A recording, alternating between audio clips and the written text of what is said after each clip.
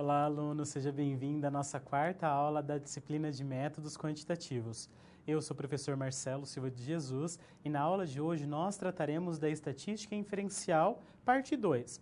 Nós já começamos a falar da estatística inferencial, um campo da estatística que se preocupa com a dedução, com a tomada de decisões, de considerações a partir de um conjunto de dados, a partir de uma amostra para toda a população, lá na aula 3. Na aula 4, então, nós vamos continuar com esse estudo da estatística inferencial, porém, nós vamos focar na relação entre duas variáveis. Como assim duas variáveis?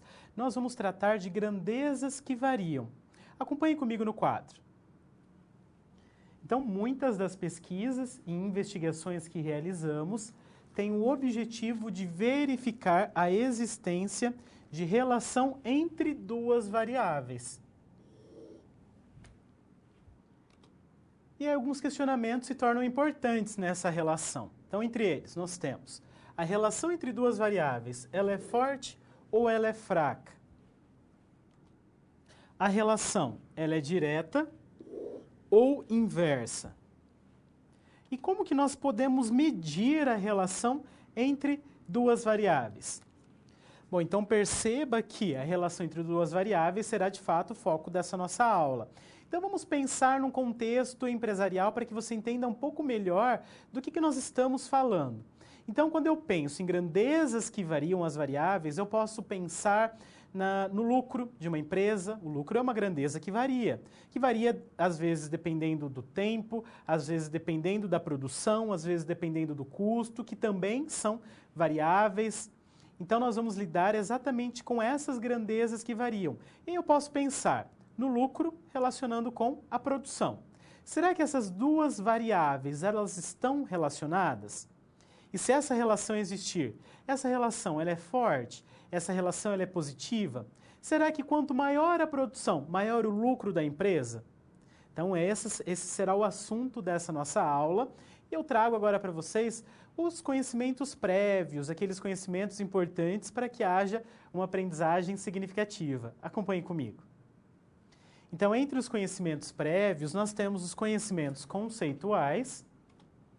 Entre eles, nós temos o conceito de função afim. O conceito de função afim é um conceito que já foi tratado lá na nossa aula 1. Então, caso você não se lembre e tenha dificuldades ainda, é importante que você retome a aula 1, revise e reforce os seus conhecimentos a respeito desse conceito. Entre os conhecimentos procedimentais, continuamos com as operações aritméticas básicas, adição, subtração, multiplicação, divisão, estendo ainda para a potenciação, para a radiciação e também a construção de gráficos. Então, pensando no primeiro conceito, no de função afim, que é um conceito muito importante para esta aula, vamos relembrar, acompanhe comigo no quadro. Então, para a função afim, eu trago a seguinte definição. Novamente, lembrando que nós tratamos esse conceito lá na aula 1. Uma função afim é uma função que vai dos reais aos reais, cuja lei de formação é dada por f de x igual a x mais b, em que a pertence aos reais e tem que ser não nulo, ou seja, diferente de zero, e esse a ele é denominado de coeficiente angular, enquanto que o b ele é denominado coeficiente linear. Então, é importante que você consiga estabelecer essa relação da função afim com a sua representação algébrica, mas também é importante que você consiga fazer a associação com a representação gráfica. Acompanhe comigo. Então, a representação gráfica de uma função afim sempre é uma reta. Então, falou-se em função afim, é importante que já venha até a sua mente a ideia da reta, assim como a expressão algébrica f de x igual a x mais b. E é importante também pensar na construção dessa função afim. Para construirmos uma reta, nós necessitamos de 2 pontos, pelo menos. Nós vimos isso lá na aula 1. Mas nós podemos também recorrer a alguns softwares matemáticos. Acompanhe comigo. Então, nós podemos recorrer para a construção da planilha eletrônica Excel. E ao longo desta aula eu irei recorrer a essa planilha, e aí é importante que você se atente aos passos que nós iremos seguir. Então eu coloco já aqui alguns passos iniciais para essa construção. Então é importante que você já consiga inserir pares ordenados, aqueles pares da forma XY, nas células do Excel. Então, em uma coluna nós inserimos os valores de x, na outra coluna os valores de y, variável independente x, variável dependente y, e depois nós vamos trabalhar com o gráfico de dispersão. O gráfico de dispersão é um tipo de gráfico na qual os pontos eles estão dispersos no plano cartesiano. Então, nós temos apenas a representação dos pontos no plano cartesiano. Eu não tenho aí a ideia de uma curva, de uma reta, a ideia é apenas a disposição, a localização desses pontos no plano cartesiano. Mas nós vamos tratar da construção utilizando o Excel ao longo da aula, não se preocupe. Bom, agora vamos conhecer a situação geradora de aprendizagem. Acompanhe. Imagine que você é um funcionário da empresa M e que foi incumbido de realizar uma pesquisa para determinar o perfil dos 30 mil funcionários dessa empresa. Foi perguntado aos funcionários da empresa M qual era a avaliação deles em relação às condições de trabalho e em relação às condições de remuneração. E aí ficam dois questionamentos. Será que essas variáveis, quais variáveis, professor? As condições de trabalho e as condições de remuneração. Será que essas variáveis estão relacionadas? E quanto maior a remuneração, será que maior a satisfação do funcionário? Então, nós vamos tratar ainda dessa situação da empresa M. Nós estamos tratando dessa situação desde lá da nossa primeira aula. E nós vamos focar agora nos dois últimos questionamentos que foram apresentados na tabela com os dados amostrais. Nós vamos focar nas duas últimas colunas, a coluna H e a coluna G, que tratam exatamente dessas variáveis. A avaliação dos funcionários em relação às condições de trabalho e a avaliação dos funcionários em relação às condições de remuneração. E agora eu convido você, então, a conhecer a primeira situação-problema.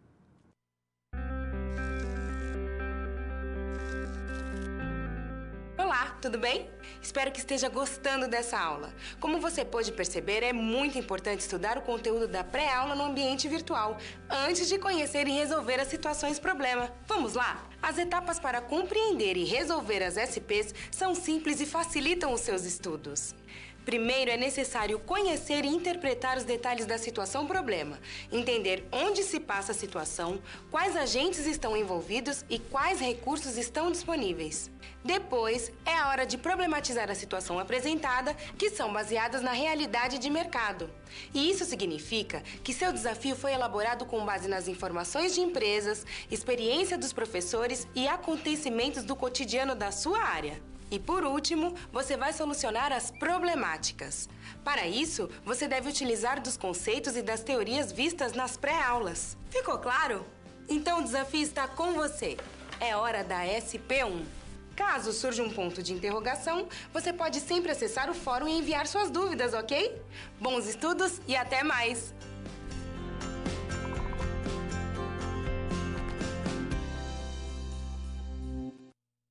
Vamos então conhecer a primeira situação-problema. Acompanhe. Imagine que você é um funcionário dessa empresa, da empresa M, e necessita avaliar a relação existente entre a satisfação em relação às condições de trabalho e a satisfação em relação à remuneração. Então, nós vamos, inicialmente, avaliar a relação entre essas duas variáveis. Será que quanto maior é a satisfação em relação à remuneração, mais satisfeitos ficam os funcionários em relação às condições de trabalho?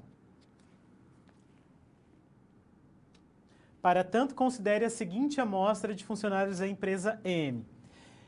A tabela com esses dados é uma tabela que já consta na tabela com os dados amostrais dos 20 funcionários. Eu apenas coloquei aqui na horizontal para facilitar a visualização. Então, nós estamos lidando com as duas últimas colunas. Então, essa tabela, como eu já mencionei em aulas anteriores, é importante que você tenha ela em mãos durante a aula, porque nós usamos ela sempre. Nós estamos lidando com os dados dessa tabela amostral. E agora, na quarta aula, focaremos nas duas últimas colunas, na coluna G e na coluna H. Então, nós vamos pensar, né, na relação entre duas variáveis. Então, como que eu consigo medir a relação entre duas variáveis, caso essa relação exista? Então, nós vamos pensar a respeito disso e eu trago um exemplo para que você compreenda melhor como fazer esse estudo. Acompanhe comigo. A tabela a seguir representa a produção mensal de aço de uma siderúrgica nos últimos 4 meses, expressa em milhares de toneladas. Então, nós temos uma tabela que contém, na primeira linha, mês, são dados referentes aos meses analisados, e na segunda linha, dados referentes à produção. E como que eu leio essa tabela? Bom, no mês 1 foram produzidas 9.000 toneladas de aço. No mês 2, 12.000 toneladas. No mês 3, 15.000 toneladas. E no mês 4, 21 toneladas de aço. Se denominarmos x a variável mês, então quando eu falar x, estou me referindo à variável mês. E y, estarei me referindo à variável produção. Chamando assim, nós podemos escrever as informações anteriores da forma xy, como pares ordenados. Par, porque ele é formado por 2 elementos, e ordenado, porque a ordem importa. Primeiro eu sempre represento o x e depois eu sempre represento a variável y. Lembrando que essas letras elas podem variar. O que é importante que você entenda é que o x se refere à variável independente do seu estudo. E o y se refere à variável dependente, a variável que depende da outra. Pensando dessa forma, eu vou voltar e escrever esses dados como pares ordenados. Então, 1 está relacionado com o 9, o 2 está relacionado com o 12, o 3 está relacionado com o 15 e o 4 está relacionado com o 21. Então, esses são os nossos pares ordenados. E aí, com pares ordenados, o que eu faço com isso? Eu já posso representar esses pares no plano cartesiano, aquele plano na qual nós temos o eixo horizontal x e o eixo vertical, o y. Acompanhe comigo como fica essa representação. Então, considerando o plano cartesiano, eu tenho a representação dos pontos, dos 4 pontos. E esse gráfico, como eu tenho apenas os pontos representados, esse gráfico ele é chamado de gráfico de dispersão.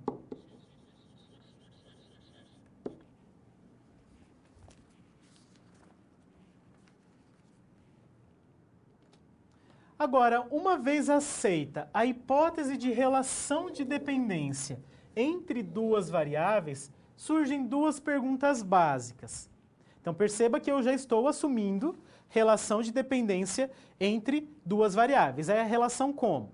Uma variável dependendo da outra. Pensando no nosso exemplo, eu posso dizer que a produção depende do mês. Então, a variável produção é a variável dependente e a variável mês, a variável x, é a variável independente. Então, é importante que você consiga estabelecer essas relações na situação que você estiver estudando. O que é dependente, o que é independente? O que depende do quê? Continue acompanhando comigo. Então, pensando na existência da relação, surgem duas perguntas básicas. A relação, ela é forte ou ela é fraca? De que forma podemos mensurar essa relação? De que forma podemos medir essa relação? E aí nós vamos entender relação como? Correlação como? Disse que duas variáveis estão correlacionadas quando existe uma relação de dependência entre elas. Então, nós estamos falando na relação de dependência entre duas variáveis. Quando existir essa relação de dependência, eu digo que há uma correlação. E aí eu posso pensar na correlação graficamente. E além disso, eu trago a ideia de correlação linear. Duas variáveis estão correlacionadas linearmente. Então, correlacionadas, você já sabe que significa que quando existe a relação de dependência entre duas variáveis, uma depende da outra. Agora, correlacionadas linearmente, quando a relação entre elas pode ser representada graficamente por meio de uma reta. Por isso a importância de se estudar função afim. E aqui eu trago algumas representações. Observe a primeira representação. Na primeira representação, nós temos o plano cartesiano e vários pontos dispersos no gráfico, dispostos. Perceba que esses pontos, eles estão longe um do outro. Então, eu digo que não há correlação. Eles não estão se aproximando de uma reta. Parece mais com um círculo do que com uma reta. Então, não há correlação. Agora, na segunda figura, perceba que os pontos já estão se aproximando de uma reta. Parece que eles estão querendo formar uma reta. Quando isso acontece, eu digo que a correlação ela existe. Então, existe a relação de dependência entre as variáveis. Existe correlação. E essa correlação eu digo que é positiva, por quê? Porque a reta ela é crescente. Então, para retas crescente, a correlação ela é positiva. Na terceira imagem, os pontos se aproximam ainda mais de uma reta. Então, eu digo que existe correlação e como é quase uma reta, eu digo que essa correlação ela é forte. Posso dizer que é forte, posso dizer que é alta, posso dizer que é significativa. E, novamente, essa correlação é positiva. Por quê? Porque a reta é crescente. Agora, no quarto caso, perceba que tendem a formar uma reta, então existe a correlação, porém agora é negativa. Por que é negativa? Porque a reta ela é decrescente. E no último caso, correlação alta, uma correlação forte, e negativa, porque a reta ela é decrescente. Então, é importante que você consiga classificar um conjunto de pontos em correlacionadas, observando o gráfico, observando o comportamento dos pontos. Mas nós podemos determinar se existe ou não a correlação por meio de um valor numérico. Vamos então agora tratar desse valor numérico que nós chamamos de coeficiente de correlação, ou ainda de R. Acompanhe. Então nós vamos começar a classificar a relação entre duas variáveis a partir desse R, desse valor numérico. Se o R for um número maior que zero, ou seja, positivo, então a correlação entre as variáveis ela é positiva. Então faça a relação. R maior que zero, correlação positiva. E quanto mais próximo R estiver de mais 1, mais forte é a correlação entre essas variáveis. Do mesmo modo, eu posso pensar para o R menor que zero. Para R menor que zero, a correlação entre as variáveis x e y ela é negativa. Por quê? R menor que zero, o número ele é negativo. E quanto mais próximo R estiver de menos 1, mais forte é a correlação entre as variáveis. Bom, então nós vimos a classificação para esse coeficiente R maior que zero e nós vimos para o R menor que zero. Aí você deve estar se perguntando, mas e se o R for igual a zero, o que acontece? Como que eu classifico? Se o R for igual a zero, não há correlação entre as duas variáveis. Então nós pensamos na classificação de um conjunto de pontos graficamente e por meio de um valor R. Mas como que eu determino esse R agora? Vamos pensar no cálculo de R. Acompanhe comigo no quadro. Nós determinamos esse R por meio da seguinte fórmula. SQ de xy dividido pela raiz quadrada de SQ de x vezes SQ de y. Mas o que é esse SQ? SQ significa soma dos quadrados.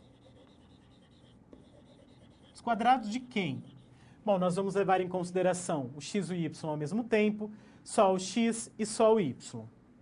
Vamos aplicar essa fórmula ao nosso exemplo para que você consiga compreender melhor o uso da fórmula e até mesmo a própria fórmula. A ideia não é que você fique memorizando essas fórmulas, fique decorando, mas a ideia é que você de fato compreenda a fórmula, os termos que a compõem e, claro, saiba fazer a interpretação do resultado.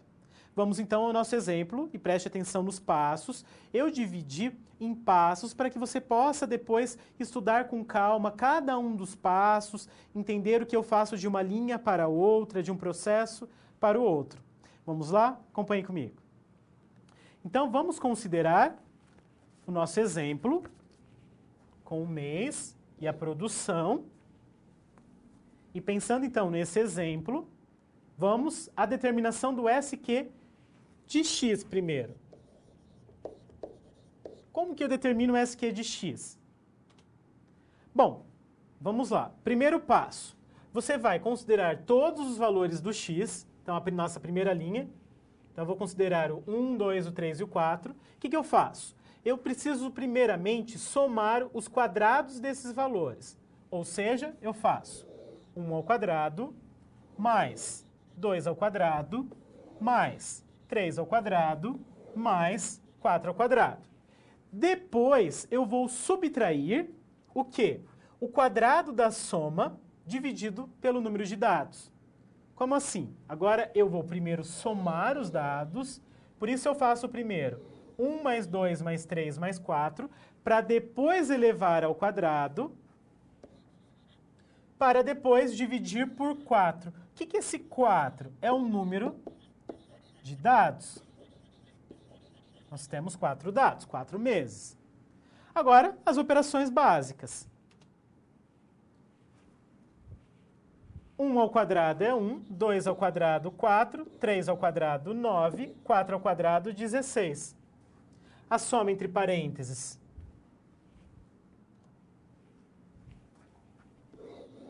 1 mais 2 mais 3 mais 4 resulta em 10. Agora, na próxima linha, continuam as operações. A soma dentro do primeiro parênteses. 1 mais 4, 5, mais 9, 14, mais 16, 30. 10 ao quadrado, 100, e aí o 4 de baixo eu repeti. 100 dividido por 4, 25. 30 menos 25, 5. Esse é o nosso SQ de x. Agora, vamos determinar o SQ de y. O SQ de y ele será determinado usando o mesmo raciocínio, porém com valores de y. Acompanhe. Então, agora eu vou considerar os valores de y para determinar o SQ de y. Agora apenas da produção. Então, vamos lá novamente. Faço a soma dos quadrados de cada um dos valores de y.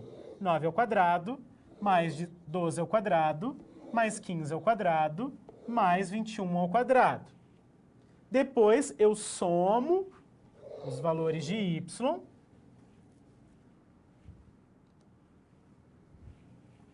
Somo os valores de y, primeiro, para depois elevar ao quadrado, para depois dividir pelo número de dados, que é 4. Agora, vamos às operações básicas. 9 ao quadrado, 81.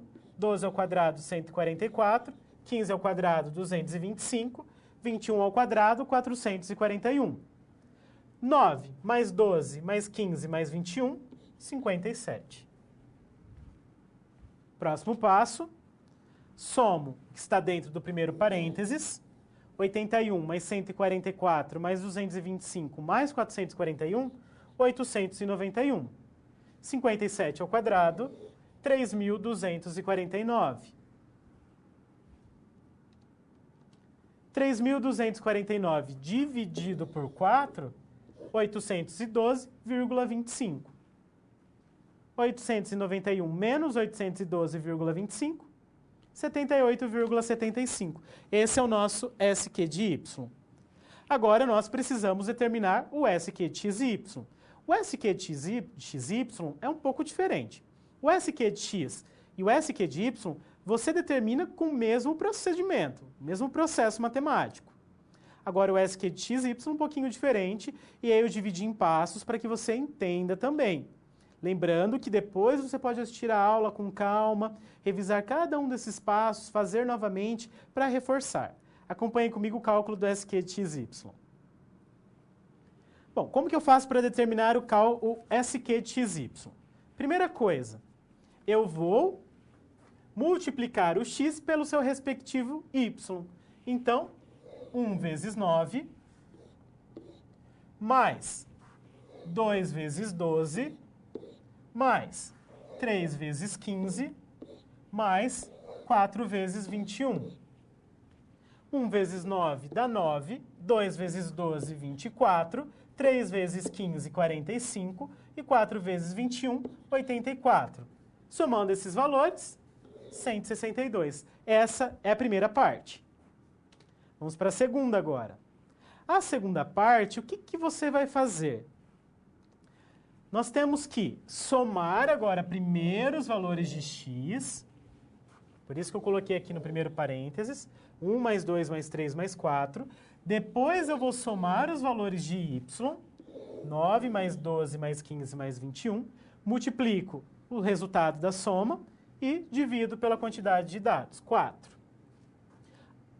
1 mais 2 mais 3 mais 4 igual a 10.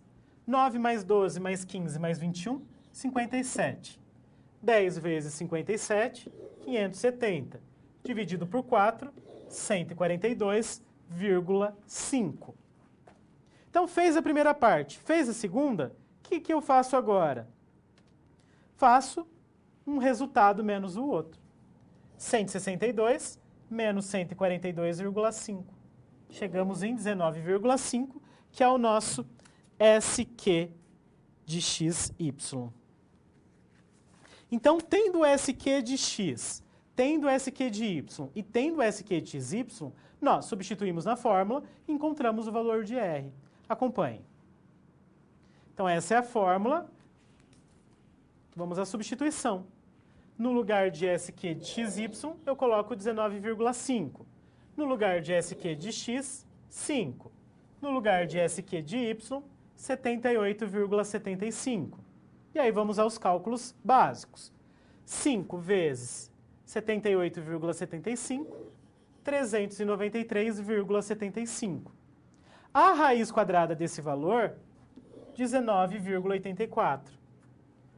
19,5 dividido por 19,84 é aproximadamente 0,98. Então, perceba que esse valor é um valor próximo de 1 e é positivo. Então, o que eu concluo? Qual a interpretação desse resultado? Porque lembre-se, não basta saber calcular, eu preciso interpretar. Bom, se é um valor positivo, a correlação ela é positiva. E como esse número está próximo de 1, 0,98, então eu digo que a correlação ela é forte. Então, correlação forte e positiva. Nós vimos como calcular por meio da fórmula manualmente. Mas esse cálculo pode muitas vezes ser trabalhoso, ser um pouco difícil. Então, vamos agora recorrer a uma ferramenta, a calculadora científica. Acompanhe comigo no quadro alguns passos a serem seguidos nessa ferramenta. Então, pensando na calculadora científica, nós vamos seguir os seguintes passos. Shift mod 3, eu faço um reset na memória. Depois, mod a tecla 1, 3 é a tecla 1, eu ativo a regressão, que é o que nós estamos estudando. Depois nós vamos inserir os pares ordenados. Como que eu insiro o par ordenado? Variável independente, vírgula, variável dependente, M+. Depois de registrar tudo, Shift 2, serão apresentadas algumas opções. Nós vamos escolher a opção referente ao R. Acompanhe comigo na câmera de documentos.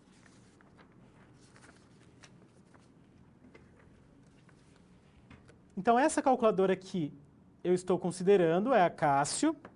Caso você tenha uma diferente, é importante que você se atente para as funcionalidades da sua calculadora.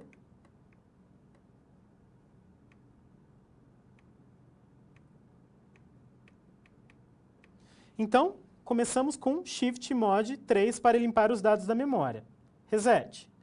Depois, Mod 3 e a opção 1, linear. Agora nós inserimos os pares ordenados na calculadora. Quais são os nossos pares ordenados? Lembra do exemplo. 1 com 9, então 1,9 M+. 2 com 12, então 2,12 M+. 3 com 15, 3,15 M+. E 4 com o 21 M+. 4 pares registrados. Agora nós teclamos em Shift 2. Serão apresentadas essas opções. Com a tecla Replay para a direita, nós escolhemos a opção referente ao R. Aqui é a opção 3. Então, 3 igual 0,98. Perceba que praticamente igual ao que nós encontramos por meio do cálculo manual. Então, novamente, reforço que a calculadora é uma ferramenta que você pode utilizar para facilitar os cálculos, mas não deve de modo algum substituir os seus conhecimentos a respeito do assunto. Bom, nós então vimos como determinar esse coeficiente R por meio da calculadora científica. Então, vamos já, considerando esses conhecimentos trabalhados até aqui, resolver a nossa primeira situação-problema. Acompanhe no quadro. Então, considerando os nossos dados do H e do G, vamos utilizar agora uma outra ferramenta. Vamos utilizar o Excel. Então, no Excel, nós vamos inserir os pares ordenados, nós vamos depois inserir gráfico de dispersão, linha de tendência e depois o R quadrado no gráfico. Então, eu já trago aqui o Excel, eu já inseri os dados no Excel, na planilha.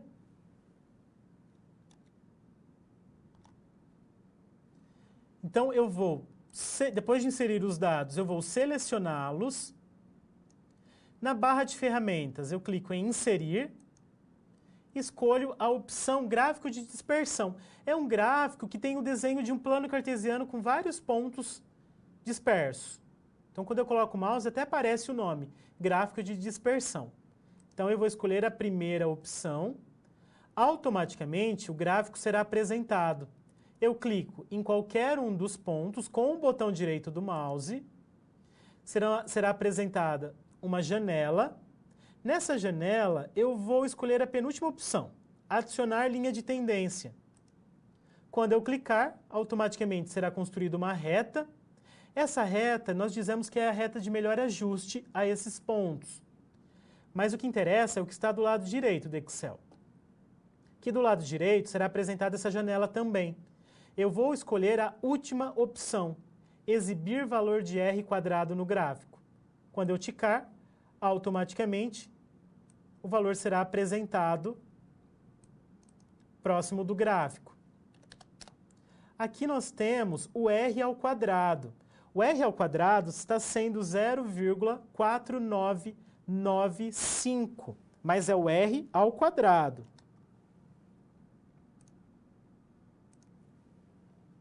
0,4995. Então, nós temos R ao quadrado, mas nós queremos o quê? Nós queremos o R. Então, o que eu faço? Eu extraio a raiz quadrada desse valor.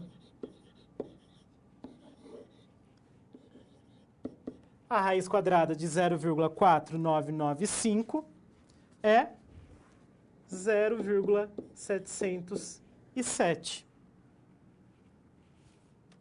Então, nós temos que o nosso coeficiente de correlação ele é 0,707. E aí, o que concluo? Qual é a minha consideração ou a minha interpretação para esse resultado? As variáveis H e G estão correlacionadas positivamente, porque o número é positivo, e além disso, a correlação ela é forte. Por que forte? Porque esse número está próximo de 1. Então, você aprendeu até aqui a determinar o coeficiente de correlação, o R, tanto por meio da fórmula, quanto por meio da calculadora científica, quanto por meio do Excel. Então, são modos aí diferentes que você possui para essa determinação. Então, lembrando de novo, você assiste a aula depois com calma, revisa o passo a passo desses 3 modos que são importantes e pode lhe auxiliar em diferentes situações. Bom, resolvemos então até aqui a primeira situação problema e eu convido você a acompanhar a segunda situação problema.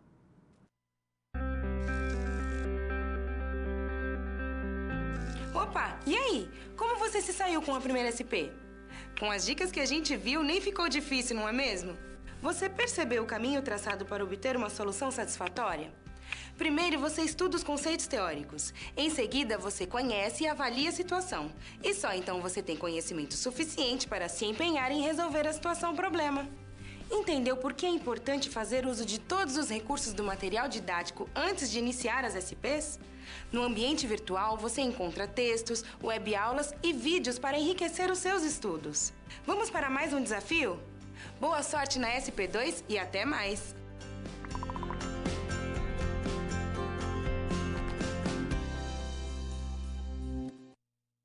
Acompanhe comigo no quadro a segunda situação problema. Verificamos anteriormente que o coeficiente de correlação para a amostra apresentada é 0,707. E afirmamos que nesse caso a correlação é forte. Vamos relembrar, quando que a correlação é forte? Quanto mais próximo o número estiver de 1. Se a correlação for positiva, tem que estar mais próximo de mais 1. Se a correlação for negativa, mais próximo de menos 1. Agora, a fim de sustentarmos essa afirmação que estamos fazendo, qual a afirmação? De que o coeficiente é de 0,707. Precisamos testá-la. Para isso, que procedimentos devemos adotar? Nesse segundo momento, a ideia é nós validarmos o resultado encontrado na primeira situação problema. Então, nós vamos recorrer ao teste de hipóteses aplicado para esse caso, o teste de significância. Acompanhe comigo no quadro os procedimentos, então, a serem seguidos e qual o tipo de teste que nós iremos utilizar. Acompanhe. Conhecendo-se o valor de R, podemos testar a significância. Então, quais são os passos que iremos seguir para testar a significância? Então, os passos serão elaborar as hipóteses. Nós vamos trabalhar com 2 situações. Hipótese nula, coeficiente maior ou igual a 0, e a hipótese alternativa, o coeficiente menor que 0. Segundo caso, hipótese, é o contrário, né? O segundo caso. A hipótese nula, o coeficiente menor ou igual que 0, e a hipótese alternativa, o coeficiente maior que 0. E aí a escolha depende do que você pretende testar. Lembrando que o que eu quero testar, o que eu quero validar, irá fazer parte da hipótese alternativa. Então, o que eu quero testar, o que eu quero confirmar. No nosso caso, nós queremos confirmar que o coeficiente ele é positivo. O coeficiente de correlação é positivo e forte. A correlação ela é positiva e forte. Então, nós vamos trabalhar com a segunda situação. Passo 2, nós vamos determinar a estatística de teste. Preste atenção, aqui no passo 2, nós vamos apenas apresentar essa fórmula de TC, que é uma fórmula na qual nós vamos utilizar a estatística T de student, a tabela T de student. Então, nós vamos apenas apresentar essa fórmula, TC igual R dividido pela raiz de 1 menos R ao quadrado sobre N menos 2 e calcular os graus de liberdade. São informações que nós precisamos para usar a tabela T de student.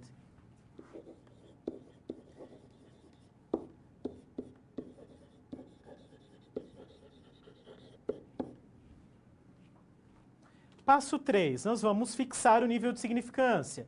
Nós vamos considerar uma significância de até 5%. E aí o passo 4, nós vamos colocar aquela fórmula em prática. Nós vamos usar a fórmula do TC para encontrá-lo. E o passo 5, nós tomamos uma decisão com base em todos esses passos. Então, pensando nesses passos, vamos resolver a nossa segunda situação problema.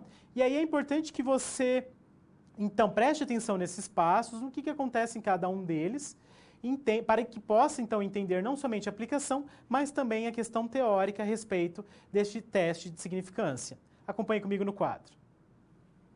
Então, para nós testarmos a significância de R, qual que é o nosso R? 0,707. Vamos lembrar que lá no Excel nós encontramos o R ao quadrado. No final da aula nós vamos falar do R ao quadrado. Ele é um conceito que também iremos estudar. Ele é o coeficiente de determinação. Mas nós precisamos do R, por isso que nós extraímos a raiz quadrada daquele valor. Passo 1, elaborar as hipóteses. As nossas hipóteses são aquelas da segunda situação. A hipótese alternativa, coeficiente menor ou igual que zero, e hipótese alternativa, coeficiente maior que zero. Passo 2, como eu disse, nós vamos apenas apresentar a fórmula de TC e como que nós iremos calcular os graus de liberdade. Como que iremos calcular? V igual a N menos 2. O que é esse N, professor? O N é o tamanho da sua amostra. Passo 3. Vamos supor um alfa de 5%. Então, o nosso nível de significância é 5%. Como que eu posso determinar esse nível de significância? O nosso nível de precisão ou de confiança, e aí nós estamos assumindo isso no nosso estudo, é de 95%. 100% que é o todo, menos esses 95%, é que me dão o nível de significância. Sempre é assim. 100% menos o nível de precisão te fornece o nível de significância. Passo 4. Bom, nós rejeitaremos a hipótese nula caso o valor de TC, que nós ainda iremos calcular, seja muito maior que zero, ou ainda quando TC pertencer a essa região crítica. O T maiúsculo dessa região crítica, ele indica o quê? Ele indica o valor que nós iremos encontrar por meio da fórmula de TC.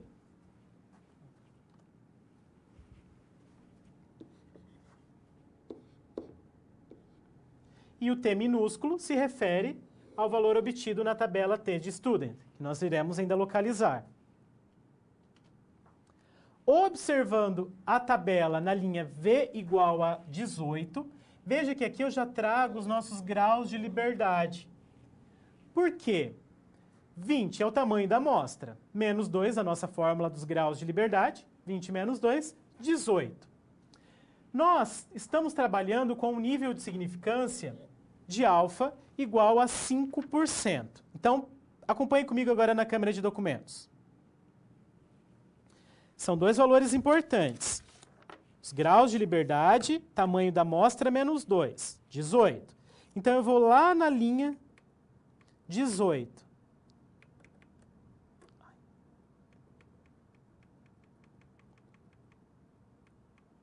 Então, vou na linha referente ao 18.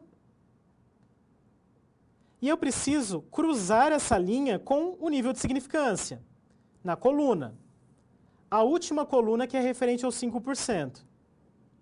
Então, cruzamento da última coluna com a linha referente ao 18, os nossos graus de liberdade,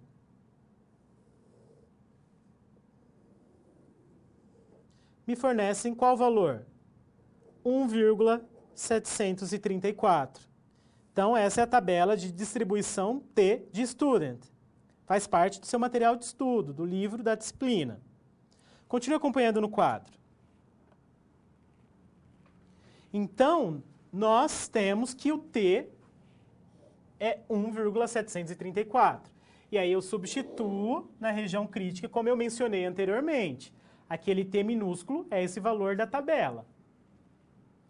Agora, eu preciso calcular o valor do T maiúsculo. Como que eu calculo? Que é o nosso TC. Eu preciso do coeficiente de correlação, eu preciso do tamanho da amostra. E aí eu substituo na fórmula. No lugar do R, 0,707, no lugar do n eu coloco o 20. E aí eu resolvo, faço as operações básicas. 0,707 ao quadrado é aproximadamente 0,5. 1 menos 0,5, 0,5. 20 menos 2, 18. Raiz quadrada de 0,5 dividido por 18 me determina qual valor? Aproximadamente 0,166. 0,707 dividido por 0,166 nos dá o valor aproximado de 4,44. Esse é o nosso TC. Agora, o que eu faço com isso? Eu preciso analisar se esse valor pertence à região crítica. Lembrando que a nossa região crítica determina que o T precisa ser maior ou igual que 1,734. Ou seja, 4,24 pertence à região crítica, porque é maior que 1,734. E aí nós já podemos tomar uma decisão.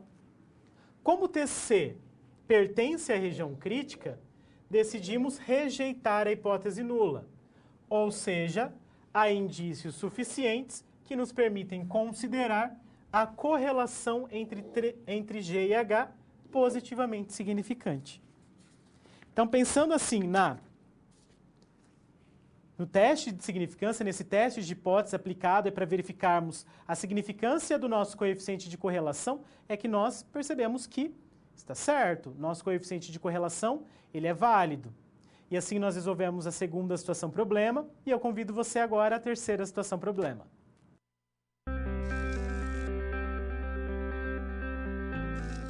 Olá! Agora que você já solucionou duas das SPs, muitas das teorias vistas na pré-aula fazem mais sentido, não é mesmo? Essa é justamente a função das situações problema, te preparar de forma mais prática para a realidade da vida profissional. Já conhecer algumas das situações que podem surgir no dia a dia faz de você um aluno mais preparado para o mercado de trabalho. Bom, a SP3 já vai começar. Se ficar com dúvida em algo, pode entrar no fórum e enviar sua pergunta, ok? Até mais!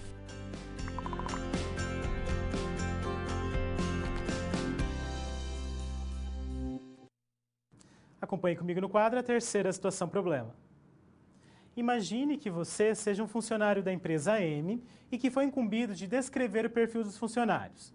A partir da tabela, aquela contendo os dados amostrais, é possível estabelecer uma relação matemática entre a satisfação em relação à remuneração e a satisfação em relação às condições de trabalho?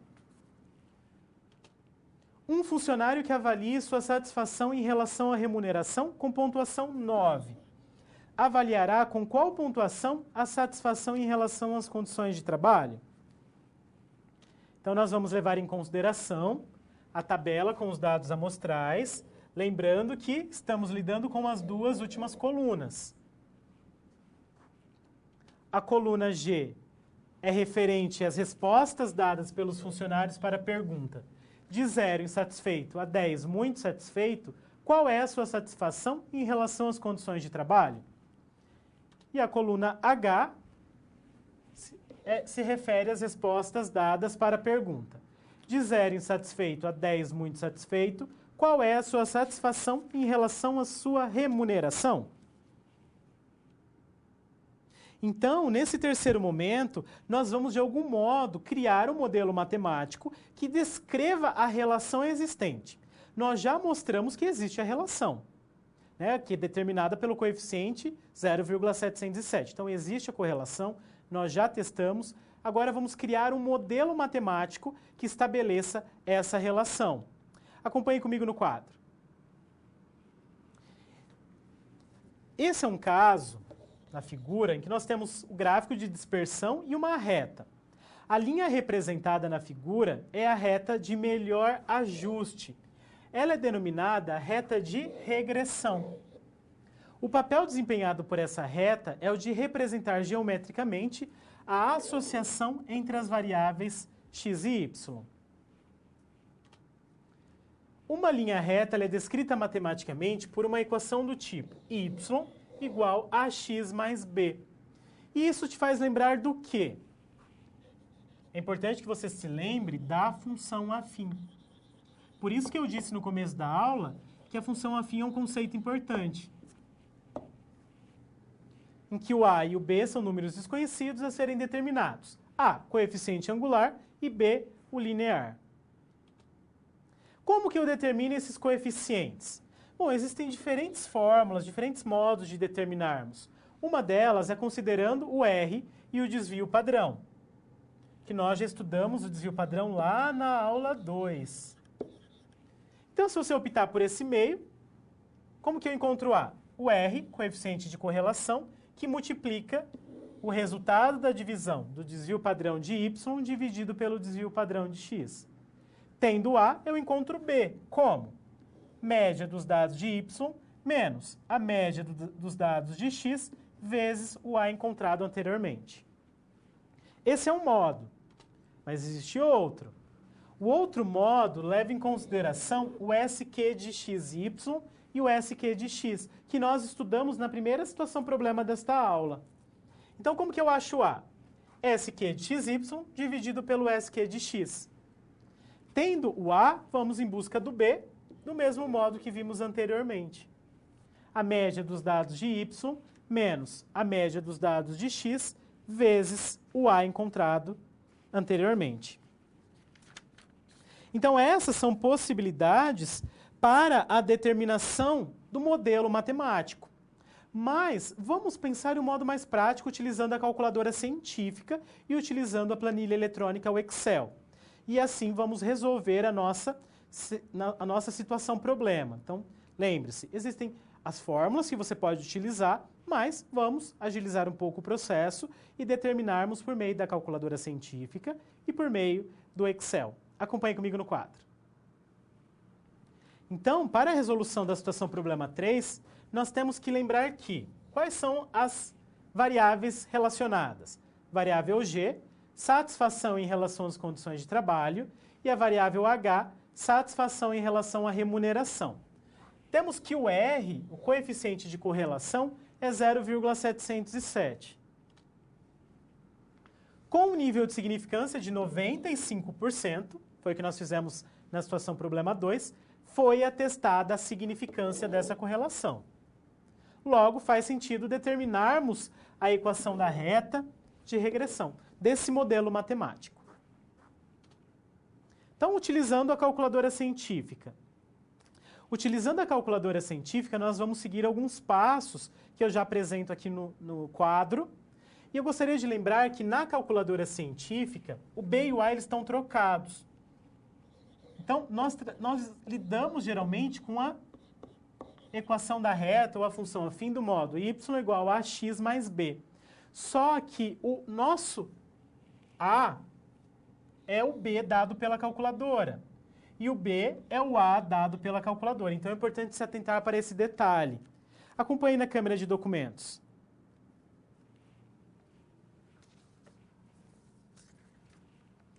Então, como que nós faremos?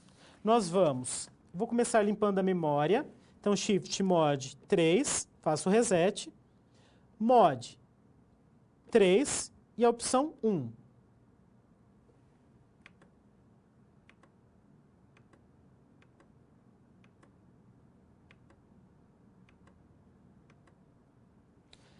Agora nós vamos inserir os pares ordenados. Quais são os nossos pares ordenados?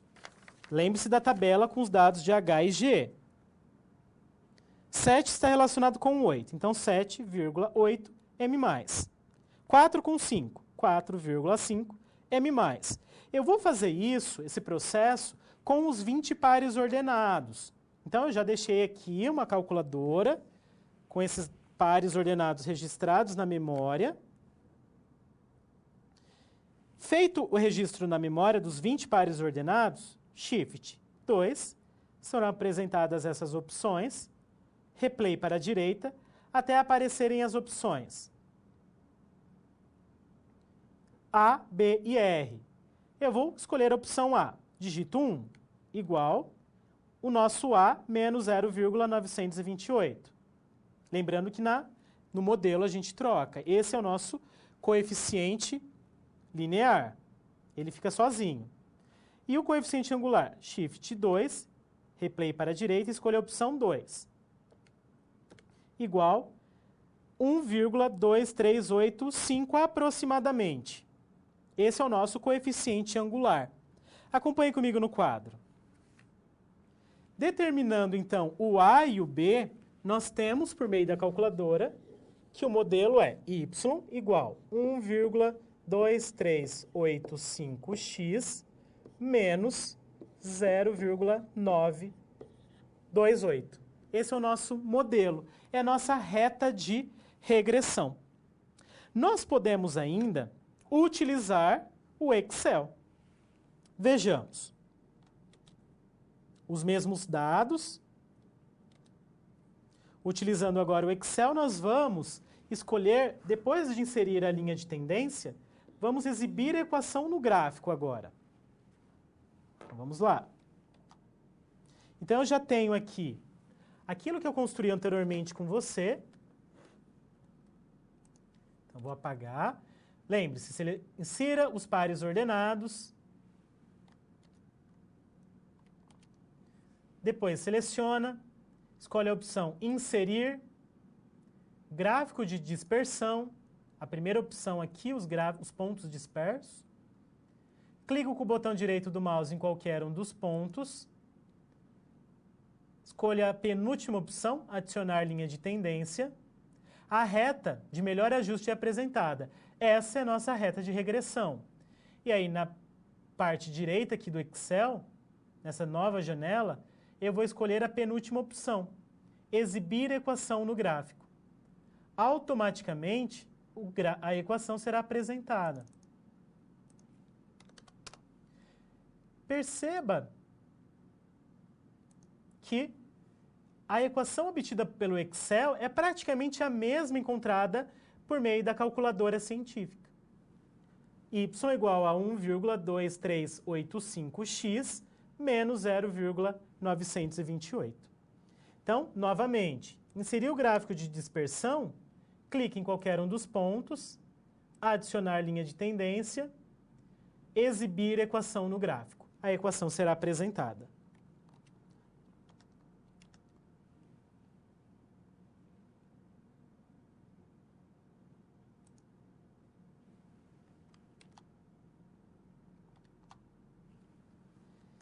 Então, a nossa equação encontrada por meio do Excel é a mesma encontrada por meio da calculadora. Y igual a 1,2385x menos 0,928. Essa é a nossa reta de regressão.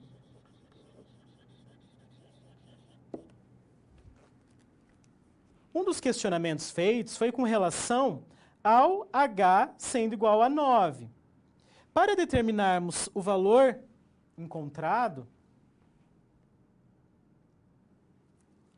então nós precisamos pensar nesse modelo para as nossas variáveis.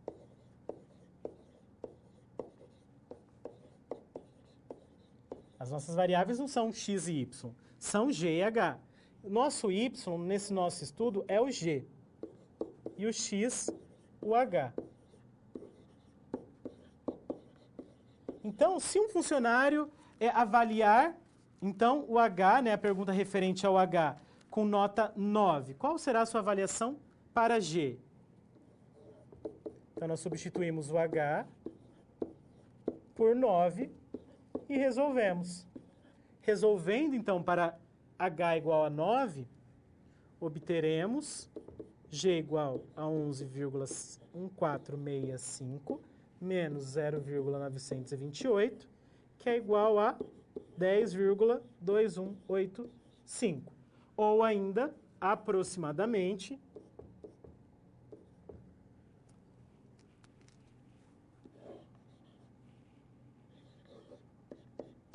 aproximadamente 10. Então, perceba que isso significa que, se um funcionário avaliar, der nota 9 para satisfação em relação às condições de trabalho, ou corrigindo, atribuir 9 para satisfação em relação à remuneração, usando esse modelo, possivelmente a sua nota para as condições de trabalho será 10. E assim, então, nós resolvemos a terceira situação problema e eu convido você agora à quarta situação problema.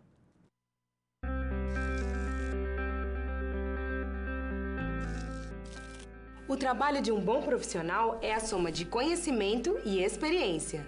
O conhecimento você obtém estudando a pré-aula, tirando dúvidas no fórum, acessando as web-aulas, ou seja, fazendo bom uso dos materiais oferecidos aqui no ambiente virtual. Já para ter experiência antes mesmo de ir para o mercado de trabalho, você precisa se empenhar na resolução das SPs. Lembre-se, quanto mais você se dedicar analisando com atenção, fazendo anotações na hora de levantar hipóteses, procurando diferentes soluções até obter a melhor, mais preparado você estará para desempenhar sua profissão. Você já resolveu 3 desafios, mas ainda falta a SP4. Se dedique, hein?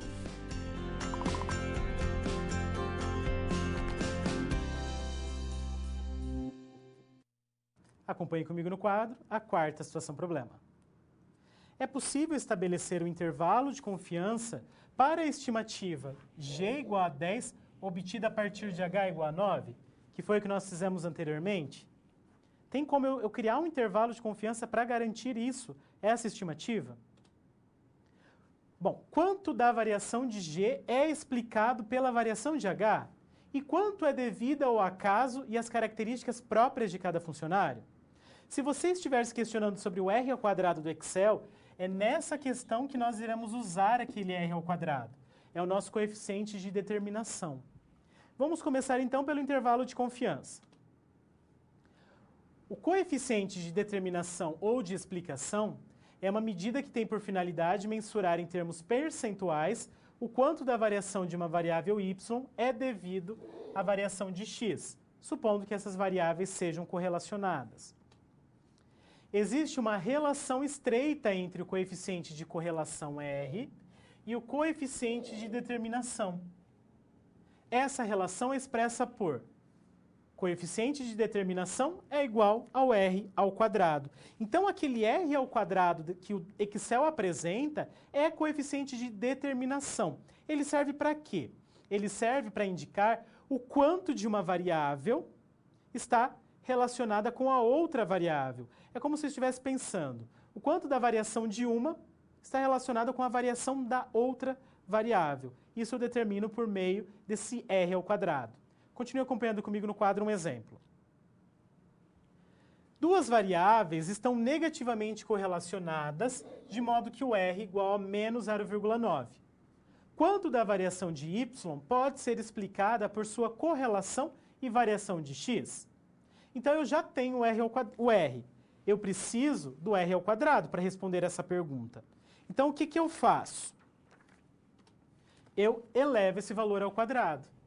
Então, R ao quadrado é igual a menos 0,9 ao quadrado. Menos 0,9 ao quadrado é igual a 0,81. Eu posso determinar na representação decimal ou na representação percentual. Para isso, eu tenho que multiplicar por 100. Multiplicando por 100, obtemos 81%. E aí a conclusão. 81% da variação de y se deve à variação de x. E o restante? Que restante, professor? O todo é 100%, sempre. Quando eu tiro o coeficiente de determinação, no nosso caso 81%, sobram quanto? Sobram 19%. Esses 19% se deve ao acaso. Agora sim, vamos pensar no intervalo de confiança. O intervalo de confiança, em estatística, nós temos que ele é representado do seguinte modo. IC, que indica esse intervalo de confiança, ele será igual a sua estimativa feita, menos, então eu vou colocar aqui, estimativa, é a sua estimativa para um determinado estudo, menos a margem de erro, e depois a estimativa mais a margem de erro. Então, você primeiro toma a estimativa e subtrai a margem de erro, e depois você soma com a margem de erro. Vejamos um exemplo. Nós temos uma regressão linear, 10,5x mais 4. Nós estamos trabalhando com nível de confiança de 95% e uma margem de erro de previsão igual a 2.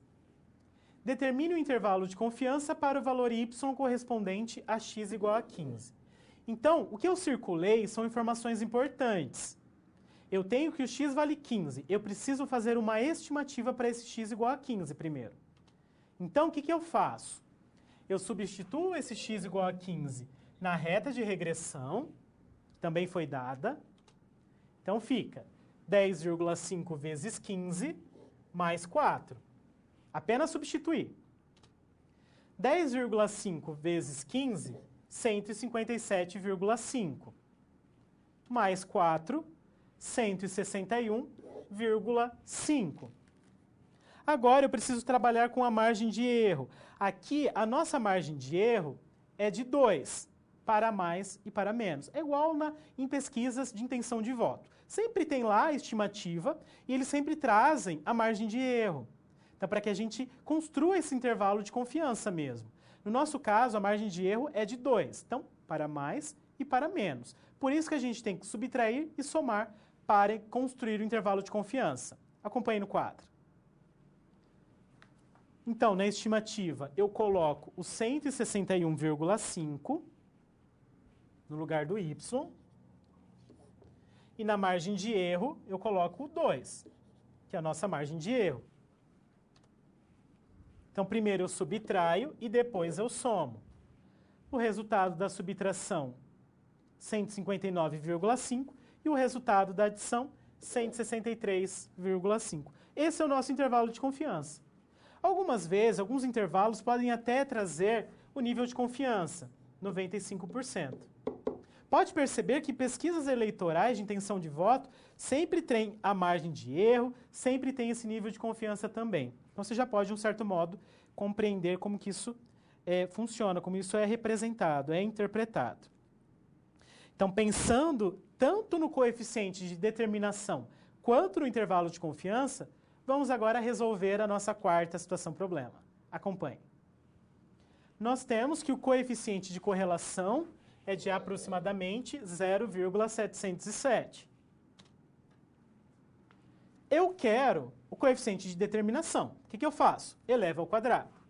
Se você estiver usando o Excel, não precisa nem fazer isso, porque o Excel ele já tem lá uma ferramenta do R ao quadrado mesmo, do próprio coeficiente de determinação. Então, o R ao quadrado será 0,707 ao quadrado. Quando eu elevo ao quadrado, chegamos em aproximadamente 0,5. Ou ainda, multiplicando por 100, 50%. Agora eu preciso interpretar esse resultado. Nós temos que 50% da variação de G se deve à variação de H. Então, perceba, 50% da variação de G, que é a nossa variável dependente, se deve à variação de H, que é a nossa variável independente. E como que eu interpreto o resto? O que sobra?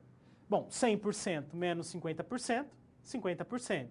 Então, os outros 50% se devem ao acaso. Então, preste atenção, é importante que você entenda que o coeficiente de determinação, ele é o R ao quadrado. Então, se você já tem o coeficiente de correlação, o R, elevando ao quadrado, você encontra o coeficiente de determinação. Mas e se eu tiver, professor, o coeficiente de determinação? Como que eu encontro o coeficiente de correlação? Igual eu fiz quando eu obtive lá no Excel. Lá eu encontrei o R ao quadrado. Extraindo a raiz quadrada, aí você volta para o coeficiente de correlação. Vamos agora tratar do intervalo de confiança ainda na situação problema 4. Acompanhe. Nós temos o nível de confiança de 95%, nós já temos a nossa estimativa. Diferente do exemplo que nós precisamos calcular Aqui nós já temos, porque nós já calculamos essa estimativa lá na situação problema 3. Nós já calculamos, nós encontramos esse 10 a partir de H igual a 9. A margem de erro eu já trago. A margem de erro desse nosso estudo é de 4,903. Então, basta você fazer a estimativa menos o erro e a estimativa mais o erro. 10 menos 4,903 e 10 mais 4,903. Primeiro subtrai, depois soma. Então, o resultado da subtração, 5,097 e da soma, 14,903. Esse é o nosso intervalo de confiança.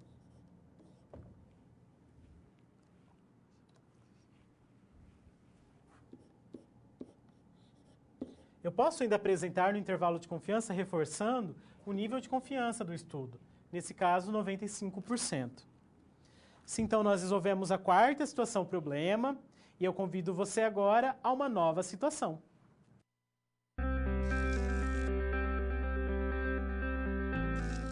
E agora que todos os desafios foram concluídos com sucesso, é hora de refletir sobre o que foi visto. O objetivo das SPs é ampliar o seu conhecimento e te ensinar a como utilizar na sua realidade profissional os conceitos vistos aqui. Essa é uma metodologia que exige muita proatividade e empenho da sua parte, já que segue o modelo de uma das tendências mais avançadas no mundo, a sala de aula invertida. E em contrapartida, vai te transformar num profissional diferenciado e mais qualificado para desempenhar as funções da sua profissão. Por isso, faça bom uso dos materiais e das interatividades oferecidas. Ah, não deixe de acessar o seu ambiente virtual e completar a sua pós-aula, ok? Cada parte do processo é essencial para a sua aprendizagem. Até mais! Acompanhe comigo no quadro essa nova situação. Luciane, uma profissional de marketing, responsável pelo setor de vendas de uma determinada empresa, está preocupada com a relação entre o gasto em propagandas e a quantidade de produtos vendidos nos últimos meses. Para entender melhor essa relação, ela construiu a seguinte tabela com as informações dos últimos 5 meses. Então, na primeira linha nós temos gastos com propaganda e na segunda nós temos unidades vendidas. Como que eu interpreto? Os gastos com propaganda eu preciso multiplicar por 1.000 e as unidades vendidas multiplicar por 10.000. Então, para um gasto de R$15.000, quantas unidades foram vendidas? Foram vendidas 55.000. Para R$15.500 gastos com propaganda, quantas unidades foram vendidas? 60.000. E assim por diante.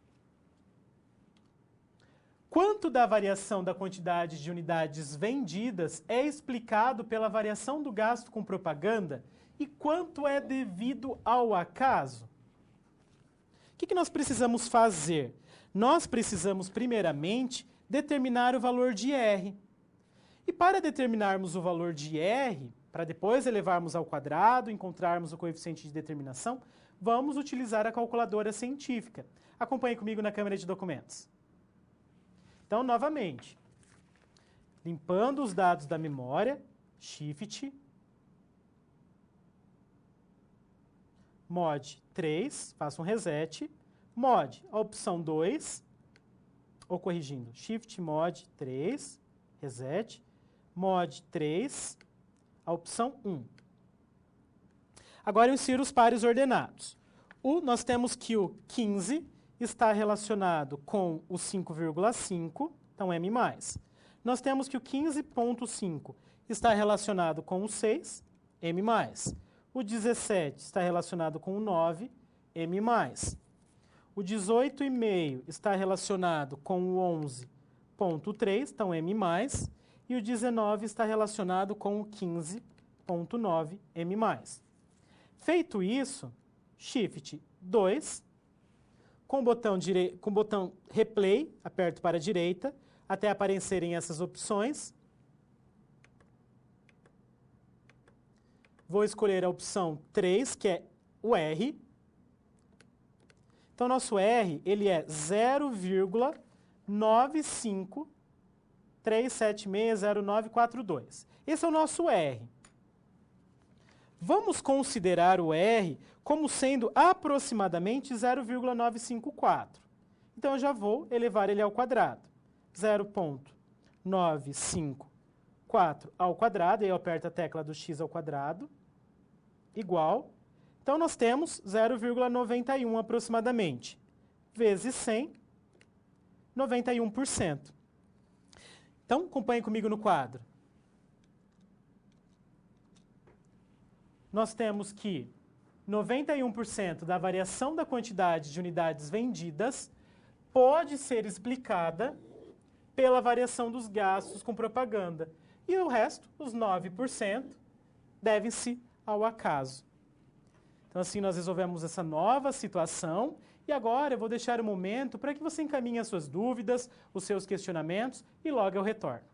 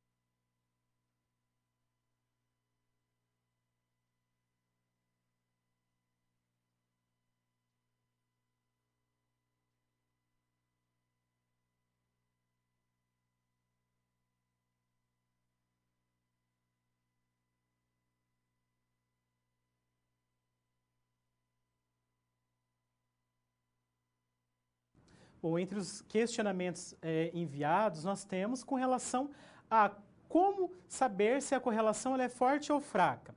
Bom, você irá determinar o R. Se o R for positivo, você tem uma correlação positiva. Se esse número positivo estiver próximo de 1, quanto mais próximo de 1 ele estiver, mais forte é a correlação. E agora, se for um número negativo, correlação ela é negativa. E quanto mais próximo o número negativo estiver de menos 1, mais forte é a correlação também. Lembrando que R igual a 0, não há correlação. Outro questionamento encaminhado é com relação ao Excel. Bom, independente do Excel, se é o Excel 10, 7, não importa. Todos eles possuem essa funcionalidade para determinar a reta de regressão e o R. Então, as funcionalidades serão praticamente as mesmas. Agora, com relação ao A, em determinado momento eu apresentei o A, lá na hora de determinarmos o modelo matemático, o A que tinha o circunflexo e o B que também tinha o circunflexo. Nós usamos esse circunflexo apenas para indicar que os dados são provenientes de uma amostra. Então, são estimativas, não são dados da população. Mas, na prática, na interpretação, isso não faz muita diferença no seu cálculo. É apenas para indicar que os dados são de uma estimativa. Então, nós chegamos aqui ao fim dessa nossa quarta aula. Gostaria de lembrar que o uso da calculadora é importante, você poderá utilizar sim durante a prova, durante as atividades de aula. E com relação à tabela Z, não é necessário que você tenha a tabela Z, porque as questões na qual iremos utilizar os valores de Z já serão determinados apenas para que você substitua na fórmula. Fórmulas essas que serão apresentadas quando forem de fato necessárias. Eu agradeço a sua participação ao longo desta e das outras aulas e até a próxima.